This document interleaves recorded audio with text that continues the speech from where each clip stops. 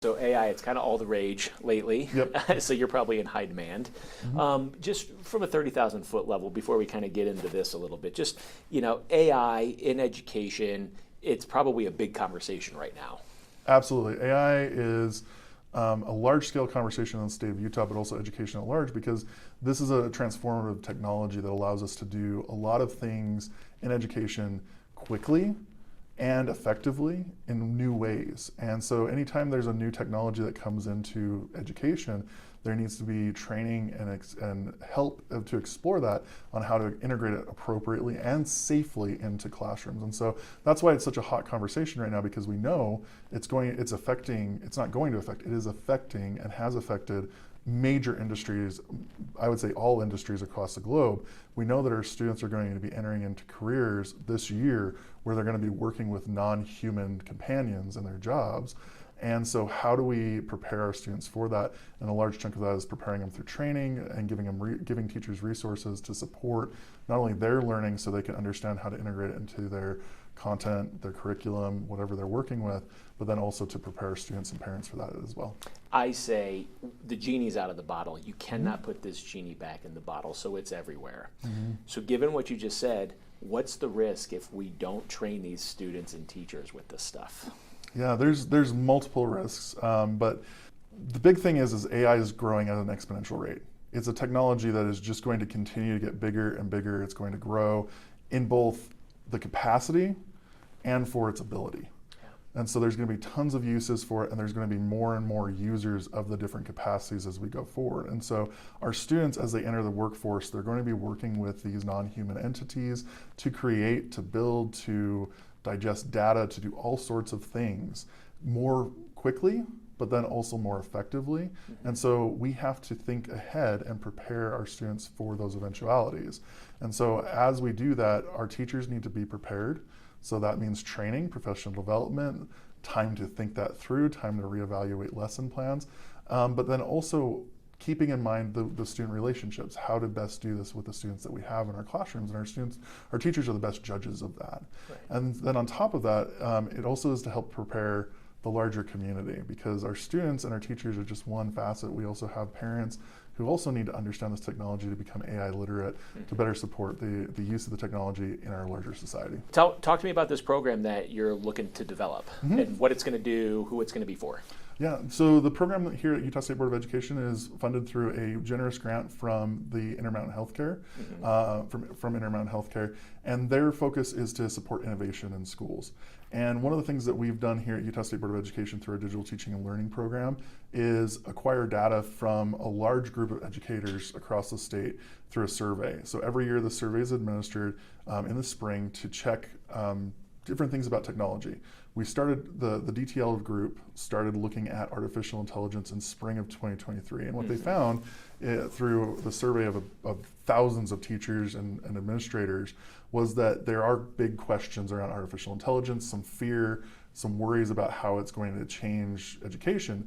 But then in spring 2024, just about 6 months ago when that survey was administered, there was a shift in knowledgeability from the teachers and administrators about how much they understood about artificial intelligence, and that it was how it's affecting our schools and our students. But then on top of that, we're starting to see great strides in having policies in schools and seeing AI somewhat as a positive disruptor to education. And so that helped Intermountain Healthcare to see that there's some space for innovation here. And so in this grant, we're looking to develop a program that will support teachers to explore artificial intelligence through professional development developed here at USBE, but delivered throughout the state by educators in the LEAs. That program will be supported by an administrator that's out on RFP right now. And so that PD will be rolled out soon, but we're excited to get that out and support teachers in their development in the process around artificial intelligence. Will a teacher sit down, whether it's in person or at a computer, and use this program to learn a new skill set? Is that sort of like the general gist? Fantastic, yeah. So the program is designed to help support teachers in classrooms in person. So they're going to come to a space in their districts or schools and work through a professional development that gives them the basic understanding about artificial intelligence, some of the basic terminology so they understand exactly what they're working with in terms of the skill set, play around with some AI technology, and then work with some coaching capacity in the classroom. Yeah. The goal being is that it's an introduction for teachers that are maybe starting out with artificial intelligence, but then helping teachers that are a little bit more accelerated to maybe lead that professional development as well. So it'll be on a little bit of a scale then. Intro to maybe someone that's a little bit more advanced. Exactly. Yeah. Okay. And going back to the data points that we were talking about from 2023 to 2024 and how these teachers are looking at and viewing AI, there's been a shift there in perception. What do you think that tells you? Do you think that this is becoming more accepted? As we talked about, the genie's out of the bottle. It's not going back in. Yeah, well, and I think it's not just a perception from the teachers, but I think it's also the perception from the entire industry of education. There are great questions being asked about security, safety, and those are so crucial and important. And those are things that I deeply look at, and the team here at USB, we look at every day. Right.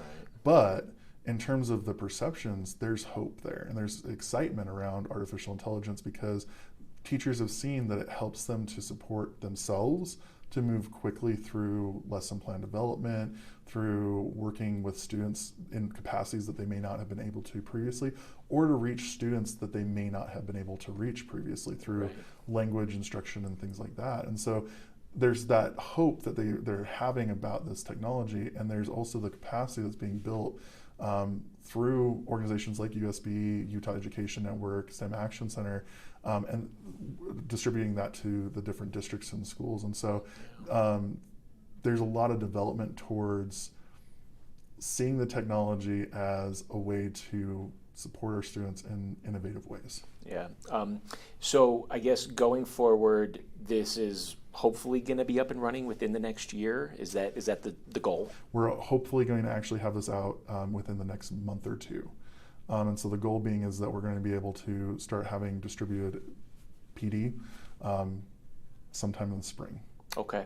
And the other thing that just kind of came to mind is, teachers are probably having their students come into the classroom and they're using AI maybe at home for other stuff or maybe for school stuff. So teachers really kind of need to know that this is out there and to know a little bit about it, know some of the language, right? Is that would you say part of this too? Absolutely, yeah. There's a lot of terminology that goes into artificial intelligence, but also I would add on to it, we're going to have some components about how to do this safely, both personally for yourself as an educator, because there are ways to do it right and do it wrong. Right. And we want to make sure that people are doing it safely for themselves, but then also to teach those safety mechanisms to our students as well, because we want to make sure that the data that they create is their own and the data that they are using stays with them.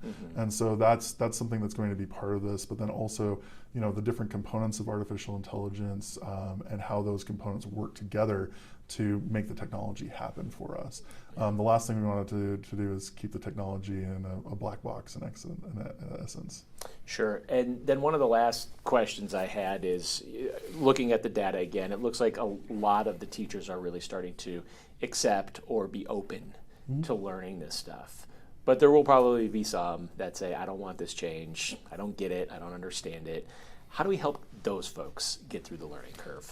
That's such a good question. And that's something that's I think about almost every single day, because AI is something that is already integrated into, if you are a digital citizen in some way, shape, or form in our society, AI is already part of your life, whether it be recommendation algorithms or